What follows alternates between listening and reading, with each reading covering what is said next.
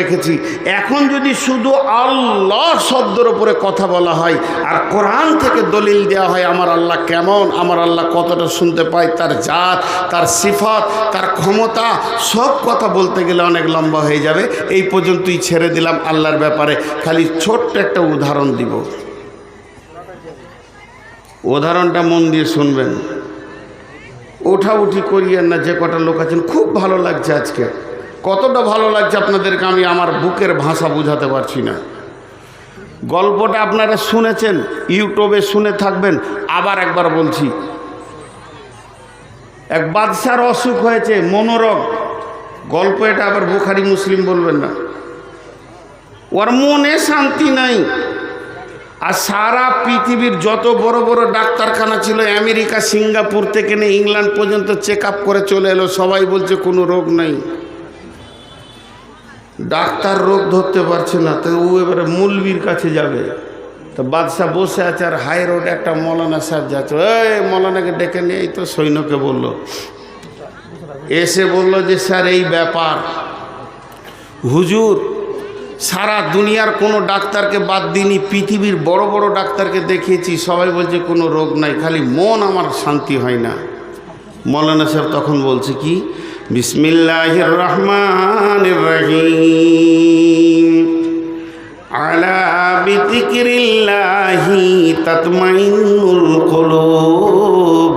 তুমি যদি আল্লাহর জিকির করো, আল্লাহর জিকিরে, আল্লাহর নামে, আল্লাহর গুণগানে, আল্লাহর জাতে, আল্লাহর সিফাতের নামে এমন গুণ লুকানো আছে, যখন তুমি সুবহানাল্লাহ, আলহামদুলিল্লাহ, আল্লাহু আকবার বলবে, যখন তুমি ইস্তেগফার করবে, তখন তোমার দিলের ভিতরটা প্রশান্তি পাবে, দিল তোমার ঠিক হয়ে যাবে। ঠিকই নাকি? বলে হ্যাঁ। তাহলে একটা কাজ করো, এই সৈন্য, যাতে একটা তসবিহ কিনে নিয়ে আয়। তো মোটামুটি করে করবো, কবার করব? তো মৌলানা সাহেব বলছে, হাদিসে আছে রাসূলুল্লাহ সাল্লাম পার ডে কম বেশি 100 বার ইস্তেগফার করতেন। তো 100 বার করে চালাও। কদিন চালাবো? মাস 2-3 চালা। বলে চলে গেছে মৌলভী সাহেব। ও কিন্তু খুব তসবিহ করছে। ঠিক 4 মাসের মাথায় আবার মৌলভী সাহেব ওই রাস্তা দিয়েছে। সৈন্যকে বলছে, ধরলে ওকে বান, খোঁটাতে ভালো করে বান, পিছা দিকে হাতকে মুড়ে বান। ওকে দেখি আমার কলিজা জ্বলে গেছে। আমাকে বলে গেল, আমি 3 মাস 4 মাস চালিয়ে দিলাম, এখনো পর্যন্ত আমার দিলের কোনো পরিবর্তন নাই। ওই মোহরি, কলম খাতা নিয়ে আয়, লিখ, আগামীকাল সকাল 8টায় কতল হবে। বাদশাকে ধোঁকা দেওয়ার কারণে, প্রতারকের ব্যবস্থা, কাল কতল হবে। এবার মৌলানা সাহেবকে বাদশাহ বলছে, জি মরি তো যাবে কালকে, তো তোমার জীবনে কোনো শখ আছে? আমি শখটা মিটিয়ে দেবো। তো মৌলানা সাহেব বলছে, মরি তো যাবো, তো শখ আর কি আছে? শখ কিছু নাই, এমনি বুড়াতিকালের মানুষ। তো একবার আপনার গদিটা আমাকে বসতে দেন, কাল বেলা 8টা পর্যন্ত আমি বাদশাহ থাকব, এইটুকু দেন। আমার জীবনে তো মনে শান্তি পাবো যে মরলাম তা মরলাম, বাদশাহ হয়েই মরলাম, তারপর আপনার গদি আপনার থাকবে। মোহরিকে বলছে, লেখা হয়ে গেল, গদি ছেড়ে দিলে। এখন বাদশাহ হয়ে গেল মৌলভী সাহেব, আর বাদশাহ হয়ে গেল সাধারণ মানুষ। বেলা 8টা পর্যন্ত ভিড় লেগে গেছে এরকম যে আলিমকে কতল করবে, লোকের ভিড় কি কম হবে গো? সবাই কেউ বলছে, আহা এত বড় আলিমটা মেরে দেবে রে, কেউ কি বুঝাবার নাই রে, নানা রকম কথা। এরই ভিতরে এক বাদামওয়ালা চলে এসছে। বাদাম, ভালো বাদাম, বাদাম খান, আপনি খান, বাড়ির জন্য নিয়ে যান, বালি ভাজা বাদাম, লে মজা। এই ভিড়ে ও আমরা নিজের ব্যবসা শুরু করে দিয়েছে। তখন মৌলভী সাহেব বলছে, মৌলভী সাহেব লয়ার, এখন বাদশাহ, সিপাই 2 জন গিয়ে বাদামওয়ালাকে ধরে নিয়ে এসো। বাদামওয়ালাকে ধরে আনা হলো। বাদামওয়ালাকে বলা হলো, ওকে খুঁটিতে বেঁধে দেওয়া হলো। দিয়ে এবার মৌলভী সাহেব বলছে, ও বাদাম বাদাম করে চিল্লাইছে, এর জন্য আমার কানে লেগেছে, আমার কানে এত লেগেছে, বিরক্ত লেগে গেছে। আগামীকাল সকাল 7টায় ওকে কতল করা হবে। ও মরবে 8টায়, তার আগে ওকে 7টায় কাজ ছেড়ে নেবে আর কি। তখন বাদামওয়ালা বাদাম ছেড়ে দে কাঁদতে লেগেছে যে আমি কি করলাম রে, 2 পয়সা করতেলাম, কি এমন পাপের কাজ করেছি যে আমার কতল হবে। তোর কথা শোনা হবে না, ওকে একটা ঘরে ভরে তালা মেরে দেওয়া হলো। ও আপনার ঘরের ভিতরেই কাঁদছে, খালি ঘন ঘন আল্লাহকে বলছে, আল্লাহ আনতা আল্লাযী খালাকাল মাউতা ওয়াল হায়াতা লিয়াবলুয়াকুম আইয়ুকুম আহসানু আমালা। মাবুদ গো, হায়াতের মালিক তুমি, মওতের মালিক তুমি। কে বিড়ি ধরিয়েছিস ভাই? তোর পা দুটা ধরছি, ফেলে দে, না হলে আমি বমি করে মরে যাব। কে বিড়ি ধরিয়েছিস ভাই? আরে বিড়ি কি তোকে এখন খেতে মন গেল এই বায়ান শোনার পরও? হ্যাঁ, খেয়েছে বিড়ি।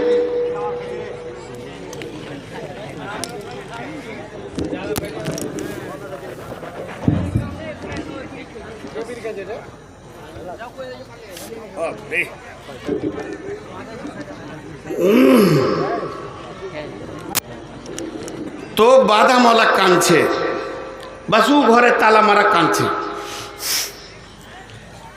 আবার বলছে বন্ধটা। আচ্ছা, হারাম খোররা কোন জাহান্নামে যাবে রে? হ্যাঁ, কিছু খুঁজে পেছে না। তো রাত্রি গভীর হয়ে গেছে। এবার মৌলানা সাহেব বাদশাহ কি বলছে দেখেন, সিপাহী এই এলাকায় সব থেকে একটা সুন্দরী নারীকে নিয়ে এসো, দেখতে যেন সুন্দর হয়, আবার রান্ডি মেয়ে হতে হবে, বেশ্যা হতে হবে। ওই মেয়েটা তুমি জোগাড় করো। বেশ্যাখানায় গিয়ে একটা সুন্দর মেয়েকে বললো, আয়, তোর তো চাকরি লেগে গেছে, তুই আর কি বেশ্যাগিরি করবি, চলে আয়, বাদশা ডেকেছে। এবার ওকে আনা হলো।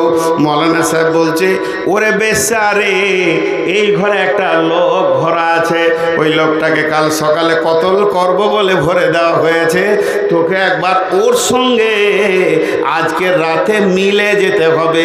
যদি তুই ওর সঙ্গে দৈহিক মিলন করে নিতে পারিস, ওকে যদি একবার তোকে তোর সঙ্গে ক্রস করিয়ে নিতে পারিস, তো আমি বাদশা বলছি, এখন আমি রানিং বাদশা, রাজ কোষাগার থেকে তোকে 1 লক্ষ টাকা দেওয়া হবে।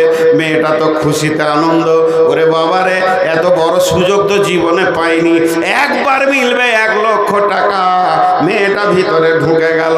ঢুকে যাওয়ার পর শরীরের সমস্ত কাপড় খুলে ফেলে দিয়েছে, কিছুই নাই, নাঙ্গা হয়ে দাঁড়িয়ে আছে, আর ওকে খালি বারবার নিজের দিকে টানছে, তুমি তো মরেই যাবে, চলে যাবে, একবার আমাকে ব্যবহার করে নাও, জীবনের স্বাদটা তুমি মিটিয়ে নাও।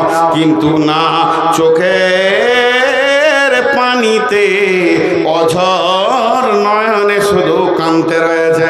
এমন সময় মৌলভী সাহেব বাদশাকে বলছে, চলেন, এখন তো রাত্রি 1:30-2 হতে চললো, ওরা দুজনে কি করছে একবার দেখি। দরজার ফাঁকে দুইজনে বায়োস্কোপ দেখা করে দেখছে, ছোট করে দেখছে। মেয়েটি যেন বারবার ছলনায় তাকে ডাকছে, আর বাদামওয়ালা অঝর নয়নে কাঁদছে, একবারও মেয়েটার দিকে তাকায় না। এই দৃশ্যটা দেখার পর বাদশা মৌলানার পা দুটা জড়িয়ে ধরে বলছে, হুজুর, আমাকে মাফ করে দেবেন, আমি আপনাকে কতলের পরোয়ানা দিয়েছি, ওটা আমি কাগজ ছিঁড়ে ফেলে দিলাম, আপনি আমার চোখকে খুলে দিয়েছেন, বিবেককে খুলে দিয়েছেন, চোখের পানিতে যে আল্লাহকে ডাকতে হয় এটা আমার জানা ছিল না। ওই বাদামওয়ালা যেমন করে আল্লাহকে চোখের পানিতে ডুকরে কাঁদছে, একটা যুবতী সুন্দরী তাকে আকর্ষণ করতে পারছে না। আর আমি যখন আল্লাহকে ডেকেছিলাম এই রকম চোখের পানিতে ডাকিনি, কাজ কারবারের ভিতরে খালি তসবিটাকে টেনেছি আর কাজ কারবার করেছি। আমি যদি ওই বাদামওয়ালার মতো একবার চোখের পানিতে আল্লাহকে ডাকতাম, আমার আল্লাহ দিলের রোগকে সরিয়ে দিত। সঙ্গে সঙ্গে দরজাটা খুলে মৌলানা বাদামওয়ালার গায়ে হাত দিয়ে বলছে, বন্ধু, তোমাকে দিয়ে একটা পরীক্ষা করেছি, কোনো কতল হবে না, তুমি আমাকে মাফ করে দাও, তোমাকে অনেক কষ্ট দিয়েছি, ছেড়ে দিল। অতএব বন্ধুরে, আল্লাহ কোরআনে বলছেন, ওমা কাদারুল্লাহ হাক্কা কাদরিহি ওয়াল আরদু দামিয়ান কাবজাতুহু। কে এমন আছো আল্লাহর হককে, আল্লাহর ইজ্জতকে, আল্লাহর সম্মানকে পরিপূর্ণ দিতে পারবে। উনি যেমন হক আমাদের কাছে রাখে ওই রকম হক নিয়ে ওকে কে চোখের পানিতে ডাকতে পারবে বলো? যদি কেউ আল্লাহকে একবার ডাকে, শুধু আমি যদি আপনারা পাঁচজন যদি আমাকে প্রশ্ন করেন একসঙ্গে উত্তর দিতে পারবো না। সিরিয়াল ওয়াইজ হয়ে যাবে। ডাক্তারের কাছে যায়, সিরিয়াল ধরে চিকিৎসা হয়। ওই রকম যদি আল্লাহ বলতো সিরিয়াল দিয়ে আমাকে ডাক, তুই ডাক, তারপরে তোর বাপ ডাকবে, তারপরে তোর বেটা ডাকবে, তাহলে কখন আমার সিরিয়ালটা লাগতো? আল্লাহ বলছেন ইসাব্বিহু লিল্লাহি মা ফিস সামাওয়াতি ওয়া মা ফিল আরদিল মালিকিল কুদ্দুসিল আজিজিল হাকিম। সারা পৃথিবীতে যত জীব আছে, যত জ্বর আছে, সবাই আমাকে ডাকে। এমনকি লাখ লাখ কোটি কোটি পিপুলিকা মাটির ভিতরে যারা আছে ডাকে, আসমানওয়ালা আছে ডাকে, জমিনওয়ালা আছে ডাকে, জঙ্গলওয়ালা ডাকে, সমুদ্রের মাঝে যত প্রাণী আছে ডাকে। শুধু তাই নয়, মানুষের ভিতরে ডাকে, জিনের ভিতরে ডাকে, গরু ছাগল যত প্রাণী আছে ক্ষুদ্র থেকে বৃহৎ পর্যন্ত সবাই আমার তসবিহ বয়ান করে। শুধু তাই নয়, বাংলায় ডাকে, ইংরেজি ডাকে, উর্দু ডাকে, ফার্সি ডাকে, মালায়ালাম ডাকে, আরবি ডাকে, সমস্ত ভাষা সমস্ত লোক ডাকে। কেউ বিপদে ডাকে, কেউ খুশিতে ডাকে, কেউ আনন্দে ডাকে। আজকে মাদ্রাসাওয়ালারা ডাকছে, আমরা আজকে আল্লাহকে ভয়ে ডাকতে রয়েছি। এইভাবে আরো কোথাও জলসা হচ্ছে। আমার রব সবার ডাক একসঙ্গে শুনতে পারেন, আবার ডাকের জবাবও দিতে পারেন। তিনি হলেন আলা কুল্লি শাইইন কাদির। শুধু তাই নয়, সকালে ডাক, দুপুরে ডাক, সন্ধ্যায় ডাক, রাত্রির ডাক, রাত্রি 12টায় ডাক, 1টায় ডাক। আমি আল্লাহ বিজি নাই। আর একটা মোবাইলে যদি একটা ফোন চলে, তুই 1000 বার ঢোকাবি, তোকে বলবে বিজি। আমার কাছে কোনো বিজি নাই, যখনই ডাকবি তখনই সারা পেয়ে যাবে। আমার নেটওয়ার্ক কোনোদিন ফেল হয় না। আমার নেটওয়ার্ক কত দূর শুনেলে, রব্বুল মাশরিকাইনি ও রব্বুল মাগরিবাইন, দুই উদীয়মান সূর্য দাগা থেকে দুই অস্তিত্বমান জায়গা পর্যন্ত আমার সীমানা। এই পর্যন্ত ডাকবি তো আমাকে পেয়ে যাবে। শুধু তাই নয়, ইউনুস ছিল মাছের পেটে, মাছের পাকস্থলীর পেটে। সালাসাতা জুলুমা, আল্লাহ তাবারাক ওয়া তাআলা বলছেন যে একটা হলো পানির অন্ধকার, তারপরে মাছের অন্ধকার, তারপরে পাকস্থলীতে ইউনুস ছিল। ওই মাছটা কত দূর ছিল? এখনকার বিজ্ঞানীরা বলছে পানির নিচে 800 মিটার নিচে ছিল। ওই পানির পাটের পেট থেকে হযরতে ইউনুস বলছেন লা ইলাহা ইল্লা আনতা সুবহানাকা ইন্নী কুনতু মিনাজ জালিমিন। এ খবর আল্লাহর কাছে পৌঁছিয়েছে।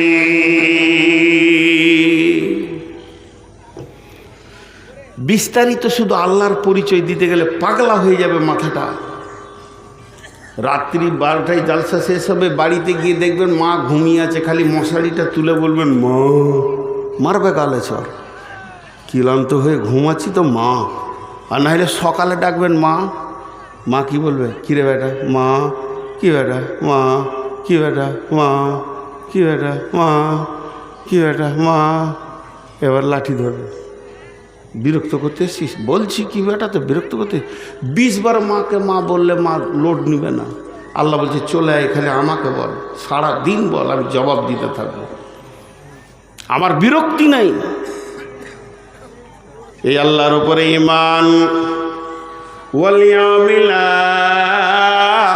আখিরি, আখিরাতের প্রতি ঈমান আনতে হবে। নাম্বার 2, আখিরাত কাকে বলা হয়? যখন থেকে নিঃশ্বাসটা বন্ধ হয়ে যাবে তখন থেকে আখিরাতের রাস্তায় যাত্রা শুরু হয়ে যাবে। একটা কবর হলো আখিরাত, কিয়ামত আখিরাত, পুলসিরাত আখিরাত, জাহান্নাম আখিরাত, জান্নাত আখিরাত। মওতের পর থেকে নিয়ে জান্নাত জাহান্নাম পর্যন্ত একটা লম্বা জিন্দেগি রয়েছে। এর উপরে বিশ্বাস রাখতে হবে। কতটাই বিশ্বাস রাখতে হবে? যেমন সকালে সূর্য উঠলে পৃথিবী দেখতে পায়, ওই রকম চোখে দেখার মতো আখিরাতকে বিশ্বাস করতে হবে। সাহাবীটার নাম হযরতে বুরাইদা। হযরতে বুরাইদা রাদিয়াল্লাহু তাআলা আনহুকে বিশ্বনবী বলছেন, বুরাইদা বললেন লাব্বাইক ইয়া রাসূলুল্লাহ। নবীজি বললেন, বুরাইদা তুমি তোমার ঈমানের খবর বলো। হযরতে বুরাইদা বলছেন, ইয়া রাসূলুল্লাহ আমি ঈমানে 100তে 100 মজবুত আছি, আমার ঈমান এতটুকু কমেনি। নবীজি বলছেন, বুরাইদা রে, তুমি যে ঈমানের এতটা দাবি করলে, এত বড় তুমি দাবি করলে, তো কেন তোমার দাবিটা আমাকে বুঝিয়ে দাও। হযরত বুরাইদা রাদিয়াল্লাহু তাআলা আনহু বলছেন, ইয়া রাসূলুল্লাহ, আমি সকালে যখন উঠেছি তখন যেন জাহান্নামের ভয়ে আমার দিল থরথর করে কাঁপছে এবং জান্নাতের আশাতে যেন আমার দিল বিগলিত হয়ে গেছে। ও দয়ার নবী গো, জাহান্নামের চিৎ, জাহান্নামের আর্তনাদ আর আগুনের গর্জন যেন আমার কান শুনতে পেয়েছে। আমি যেন মনে হচ্ছে 2 চোখে দেখতে পেয়েছি জাহান্নামের অবস্থান এবং জাহান্নামীদের অবস্থান, আর তাদের চিৎগুলো আমার কানকে ঝঞ্ঝরা করে দিয়েছে। আপনার কথার জাহান্নাম অক্ষরে অক্ষরে মিলে গেছে, আল্লাহর কালাম পাক আর জাহান্নাম অক্ষরে অক্ষরে মিলে গেছে। এবং আপনি জান্নাতের ব্যাপারে যেমন বলেছেন আঙ্গুর দিয়ে, ফল দিয়ে, কলা দিয়ে আর আনার দিয়ে সাজানো আছে, ও ও আর ইয়া রাসূলুল্লাহ, আমি যেন ওইভাবে জান্নাতকে স্তরে স্তরে সাজানো দেখতে পেয়েছি। কি হবে? একজনকে চা আমি খেতে দেবো না, নিজেও খাবো না। ওরা কি পাপ করে এসছে? আর যে কটা স্টেজ আছে ওটা কি আবার পূর্ণ করে এসছে নাকি? তাহলে আমার বক্তব্য বন্ধ থাকবে।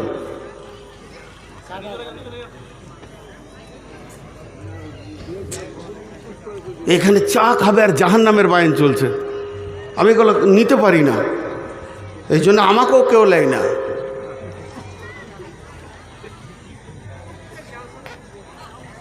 মোটিভটাই শেষ হয়ে গেল। হ্যাঁ, হযরতে বুরাইদা বলছেন, ইয়া রাসূলুল্লাহ, আমি জান্নাত কই রকম দেখছি, মনে হচ্ছে যেন আমি চামড়ার চোখে দেখছি। বিশ্বনবী বললেন, বুরাইদা রে, তুমি যে ঈমানের দাবি করেছো, তোমার দাবি সত্য। বুরাইদা বলছেন, দয়ার নবী গো, আমার এইভাবে সকাল গেছে, দুপুর গেছে, সন্ধ্যা গেছে, এইভাবে আমার বিকাল গেছে, সারাদিন যেন জান্নাতের আশা আর জাহান্নামের ভয়ে কেটেছে। আল্লাহর নবী উত্তরে বলছেন, বুরাইদা রে, তুমি কামিল ঈমানের উপরে আছো। তাহলে 2টা বলা হলো, একটা হলো আল্লাহর উপরে ঈমান, একটা হলো আখিরাতের উপরে ঈমান। পৃথিবীতে বসে থেকে কবরের আযাবকে দেখতে হবে, কবরের আর্তনাদ শুনতে হবে, মনে হবে ঈমানের পাওয়ার এমন এসে যাবে, সবগুলো যেন আমি দেখতে পেয়েছি। নাম্বার 3, ওয়াল মালাইকা, আল্লাহর ফেরেশতা বলে একটা প্রাণী আছে, তার উপরে ঈমান আনতে হবে। ফেরেশতা তো আমাদের থেকে দাম কম, তবে কেন ওদের উপরে ঈমান আনবো? বন্ধুরে, এটা লম্বা তাফসীর আছে, আমি ওদিকে যাচ্ছি না, ছোট 2টি কথা বলে ছেড়ে দিচ্ছি। একটা হচ্ছে, যদি কেউ জানে এখানে সরকারের সিআইডি আছে, সে সরকারের বিরুদ্ধে কথা বলবে না। মানুষের ভিতরে আল্লাহর দয়াটা অফুরন্ত এসে গেছে, এর জন্য মানুষ পাপ করে। যদি সে জেনে নেয় যে ফেরেশতা আমার সাক্ষী হয়ে যাবে, আর যে পাপের সাক্ষী হয় ওই পাপটা মিটতে বড় কষ্ট হয়, অতএব মানুষ ফেরেশতাকে মনে রাখলে পাপ করবে না। নাম্বার 2, আমাদের এগেনস্টে মুখ খুলেছিল কে? ফেরেশতা। ক্বালু আতাজআলু মান ইফসিদু ফিহা ওয়া ইয়াসফিকু দিমা ওয়া নাহনু নুসাব্বিহু বিহামদিকা ওয়া নুকাদ্দিসু লাকা ক্বালা ইন্নী আ'লামু মা লা তা'লামুন। ফেরেশতারা বলেছিল, মাবুদ, ওরা পৃথিবীতে রক্ত বইবে, ওরা পৃথিবীতে খুনাখুনি করবে, আমরাই তো আপনার ইবাদতের জন্য যথেষ্ট। তার মানে এখান থেকে আল্লাহ বলতে চাইছেন, ফেরেশতারা তোদের এগেনস্টে রয়েছে, এমনভাবে তোদেরকে আমল করে দেখাতে হবে ফেরেশতা যেন মাথা নামা করে দেয়। আল্লাহ তাবারাক ওয়া তাআলা বলছেন, মান আমানা বিল্লাহি ওয়াল ইয়াউমিল আখির ওয়াল মালাইকা, আল্লাহর উপরে ঈমান, আখিরাতের উপরে ঈমান, ফেরেশতার উপরে ঈমান। 4 নম্বরে বল কিতাব। কিতাব, এই কিতাবের মধ্যে কোনো সন্দেহ নাই, শুধু যদি কিতাবটা নিয়ে কথা বলা যায়, আল্লাহ বলছেন, যালিকাল কিতাবু লা রাইবা ফীহি, এই কিতাবের মধ্যে কোনো সন্দেহ নাই। ওয়া ইন কুনতুম ফী রাইবিন মিম্মা নাযালনা আলা আবদিনা ফাতু বিসূরাতিন মিন মিসলি, এই কিতাব যদি তোদের সন্দেহ হয় আমি আমার গোলামের উপরে যা নাজিল করেছি, তাহলে তোরা এইরকম একটা কিতাব লিখে দেখিয়ে দিতে পারবি না। খবরদার, কিতাবের উপরে পরিপূর্ণ ঈমান আনতে হবে। এর একটা জের, এর একটা জাবার মিথ্যা নাই, একটা পেশ, একটা তাসদীদ মিথ্যা নাই, একটা অক্ষর শব্দ তো দূরের কথা, সমস্তগুলো সত্য, এর উপরে কোনো সত্য নাই। মহা সত্য কিতাবের উপরে ঈমান আনতে হবে। আর 5 নম্বরে ওয়ান নবীন, নবীদের উপরে ঈমান আনতে হবে। যতগুলি নবী পৃথিবীতে এসেছিলেন সব সত্য নবী, একটা মিথ্যা নবী নয়, সব আল্লাহর প্রেরিত নবী। আল্লাহ সকলকে পাঠিয়েছেন, সবাই যেন পৃথিবীর বুকে নিজে নিজে আসেননি। আল্লাহর প্রেরিত রসুলের উপরে সকলকে ঈমান রাখতে হবে, কামিল ঈমান রাখতে হবে।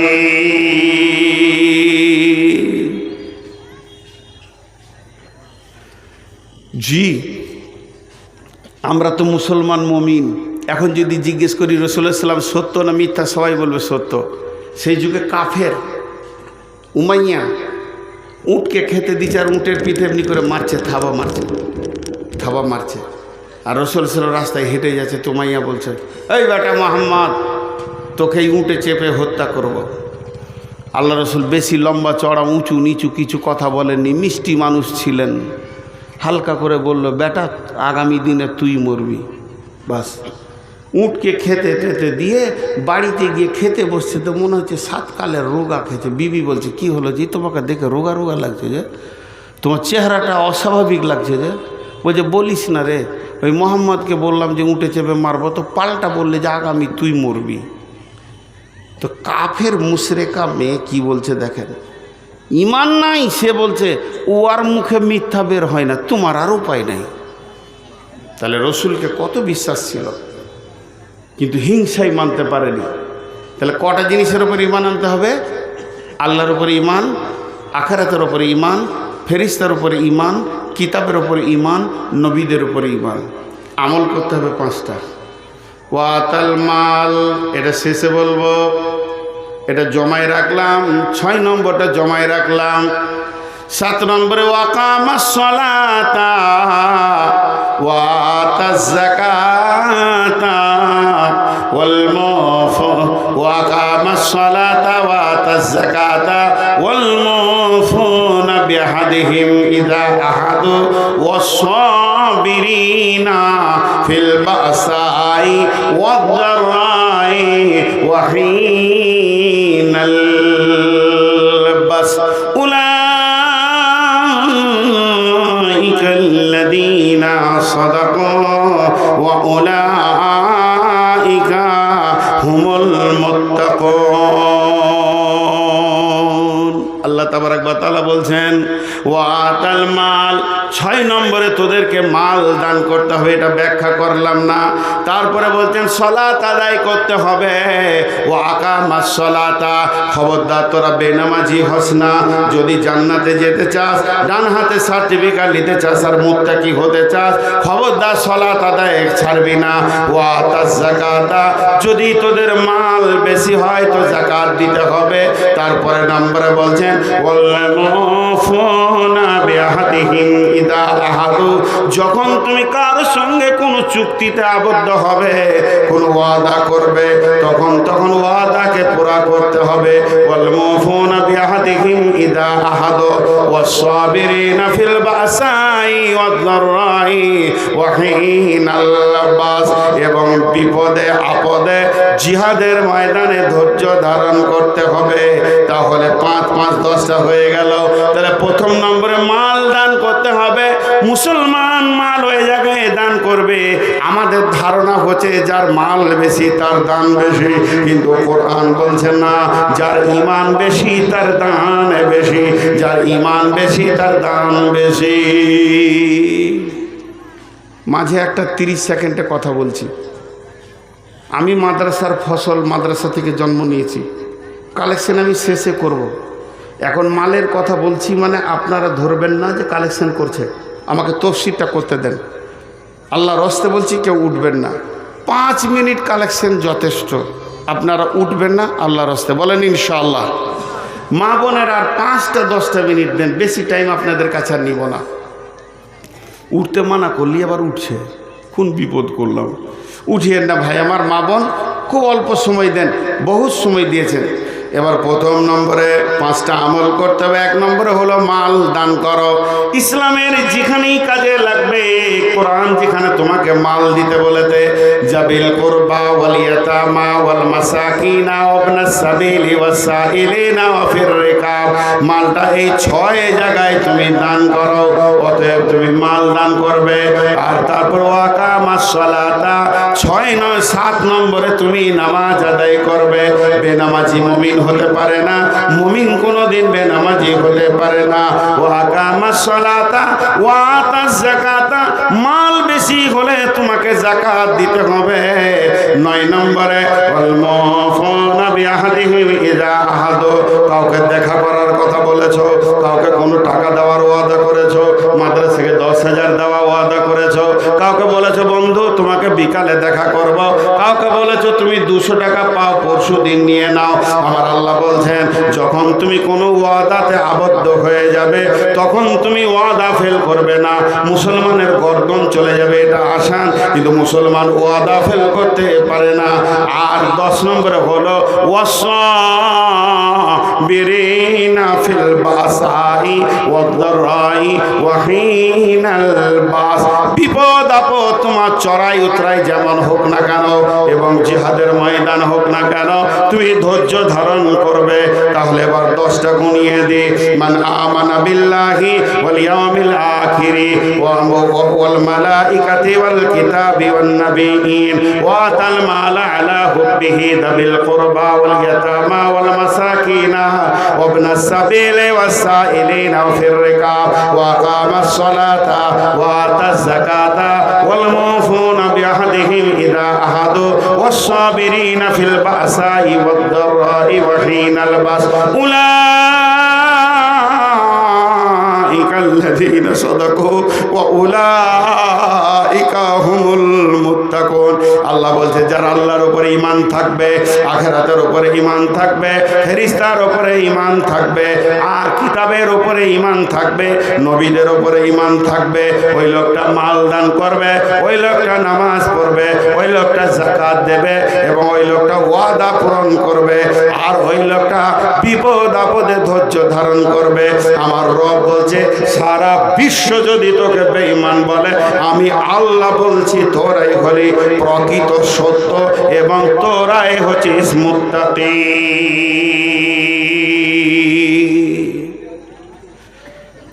উঠবেন না, এখনো কথা আছে। গোটা বোতলটাতে আতর ভরে দিলাম, শুধু এইটা লাগালাম না 2 মিনিট, সব সময় বিপদ। তো আমাকে আর 2 মিনিট কথা বলতে দেন। আমি শুরু করেছিলাম কি দিয়ে, আমরা জান্নাতে যাব, ডান হাতে সার্টিফিকেট নিব, আমরা উল্লাস করব, কিয়ামতের দিন হাসব, আমরা আনন্দ করব। আমার আল্লাহ সে রাস্তা ছেড়ে রেখে দিয়েছেন যেগুলো করতে চাইছি। আল্লাহ বলছে তোরা মুত্তাকি হয়ে যা। যদি তোরা মুত্তাকি হয়ে যাস এগুলো সব তোরা পেয়ে যাবি। তাহলে আমরা মুত্তাকি হলে পেয়ে যাব। মুত্তাকি হব কি করে? আমার ভিতরে 5টা গুণ ঈমান থাকতে হবে, 5টা আমল হতে হবে। 5টা ঈমানের কথা কি? আল্লাহর উপরে ঈমান, আখিরাতের উপরে ঈমান, ফেরেশতার উপরে ঈমান, কিতাবের উপরে ঈমান, নবীদের উপরে ঈমান। আমল কি? মাল দান করতে হবে, যাকাত দিতে হবে, নামাজ পড়তে হবে, ওয়াদা পূরণ করতে হবে এবং বিপদ আপদে ধৈর্য ধারণ ধরতে হবে। এখানে যতটি লোক বসে আছেন,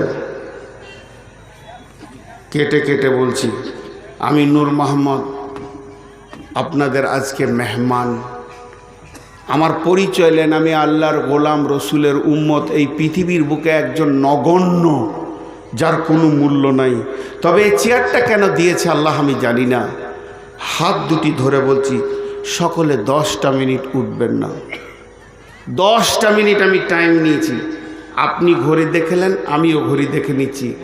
হে আমার মা, ওরে আমার বেটি, আজকে যতটি মহিলা এখানে দাঁড়িয়ে আছেন আর বসে আছেন, আমি আপনাদেরকে একদিনের ছোট হলো ওটা আমার বেটি, যেটা একদিনের বড় সেটা আমার মা, যেটা আমার বয়সের ওটা আমার বোন। 3টে আত্মীয়তাতে জড়ালাম 2 মিনিটের জন্য। আল্লাহর ওয়াস্তা দিচ্ছি আপনারা কেউ উঠবেন না।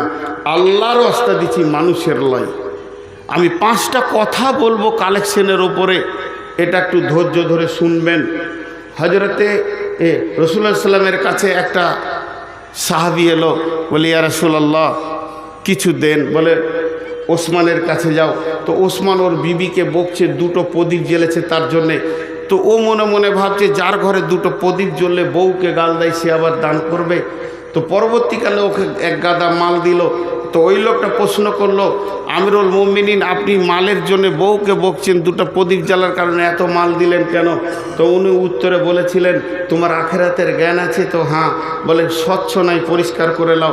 আখেরাতের দিনটা হলো হিসাবের দিন, সেই দিন হিসাব লেনদেন হবে। আমরা যেগুলো খরচা করছি এগুলোর হিসাব আল্লাহকে আমাদেরকে দিতে হবে, আর যেগুলো আমি দান করছি এর হিসাব আল্লাহ আমাকে দেবেন। অতএব সেই দিনে হিসাব নেওয়া আসান কিন্তু দেওয়া কঠিন। এই জন্য আমাকে খরচা করতে ভয় লাগে, দান করতে ভালো লাগে। যতটি লোক বসে আছেন আমি আপনাদেরকে একটা ঘটনা শোনাবো, আমার মা বোনদেরকেও একটা ঘটনা শোনাবো, যেটা তবুকের যুদ্ধ হয়েছিল। তবুকের যুদ্ধটা যদি তুলে ধরা হয় বহুত কথা চলে আসবে। তো এই যুদ্ধটা একটা মর্মান্তিক ঘটনা হয়েছিল। আল্লাহ রসুল মসজিদে নববীতে শুনতে পেল জর্ডান, ফিলিস্তিন এবং ইরান আর একটা দেশ, চারটা দেশ তখন একসঙ্গে বৃহত্তর ছিল। সেই বর্ডারে যুদ্ধটা হয়েছিল। গোয়েন্দা মারফতে রসুল্লাহ সাল্লাম খবর পেয়েছিলেন। রসুল্লাহ সাল্লাম সাহাবীদেরকে নিয়ে তৈরি করলেন। তো মুসলিম সৈন্য 30,000 ছিল, 1.5 লাখ বেঈমানদেরকে ময়দান ছাড়া করে দিয়েছিল। জানেন হযরত উমারের সেদিন ভাষণ কি ছিল জানেন? হযরত উমার রসুল্লাহ সাল্লামের দিকে তাকিয়ে দেখছেন আল্লাহ রসুল একটু ভারাক্রান্ত হয়ে রয়েছে। ইয়া রাসূলুল্লাহ আপনি এত চিন্তিত কেন? বলে উমার তোমার কি মনে হয় আমরা আছি 30,000 আর ওদিকে আছে 1.5 লাখ।